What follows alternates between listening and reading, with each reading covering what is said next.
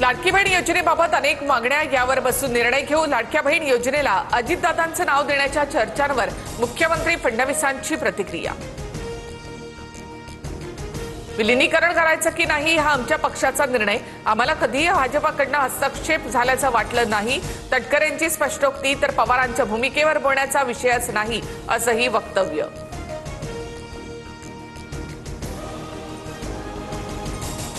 राष्ट्रवादीच्या विलीनीकरणाच्या चर्चेमध्ये फडणवीस नव्हते। फडणवीसांना विलीनीकरणावर बोलण्याचा अधिकार काय, मला माहिती नाही, शरद पवारांचं उत्तर।